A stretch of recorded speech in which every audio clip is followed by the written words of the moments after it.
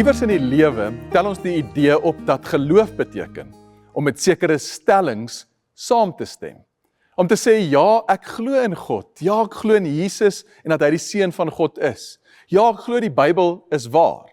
En dit is belangrik, want wat ons glo maak saak, maar geloof is meer as om net die regte goed te bely. Dit vra meer as 'n ja met die kop.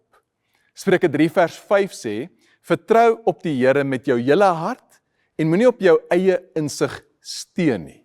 Het jy dit gesien? Daar staan nie, verstaan alles nie. Daar staan, vertrou. En dis 'n verhoudingswoord. Nou verbeel jou hier langs my staan 'n stoel, en ek kan sê, ek glo hierdie stoel sal my gewig kan dra, en ek kan dit hardop bely, kan selfs ander daarvan probeer oortuig, maar dis eers wanneer ek hierdie stoel nader trek, my gewig verskuif en gaan sit, dat ek regtig vertrou. En dalk help dit ons om geloof op 'n ander manier te benader. Dat dit nie net iets is wat ek met my verstand bely nie, maar iets wat ek met my hele lewe doen. Kyk, dit is een ding om te sê, ek glo God is goed, maar dit is iets anders om my lewe in sy hande te plaas, veral wanneer dinge onseker voel. Dit is een ding om te sê, ek glo die Here is met my, en dit is iets anders om op hom te steun wanneer jy moeg of bang of verward is. Nou baie van ons ongeloof is dis nie 'n rebellie nie. Dit is bloot onsekere vertroue. Ons wil glo, ons wil vertrou, maar ons het al geval. Ons het al seer gekry. En daarom bly geloof soms by veilige stellings eerder as om oor te gee. Vertroue is 'n verhoudingswoord. En dit is die lewe waantoe die Here ons nooi om te groei in ons vertroue, in ons belewenis van wie hy is.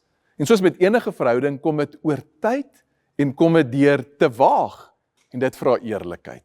Dit vra dat ons leer ontdek dat God is betroubaar. Nou God vra nie dat jy alles uitgefigure hoef te hê voor jy vertrou nie. Hy nooi jou om eenvoudig jou gewig, jou vertroue in hom te plaas. Om stadig te gaan leer sit en te ontdek, hy sal jou hou. So wanneer jy vandag op 'n stoel gaan sit, kan ek jou nooi om vir die Here te sê, Here, help my om te vertrou, dat U my sal dra. Raak bewus van wat jy in jou emosies beleef, dalk jou ongemak, en praat met die Here daaroor, en mag jy ontdek, dat jy kan hom vertrou. Kom ons bid saam. Here, dankie dat U ons ontmoet, presies daar waar ons is. Dat U ons dra wanneer ons geloof broos voel. Dat U ons omarm, bly nooi, selfs in ons oomblikke van twyfel.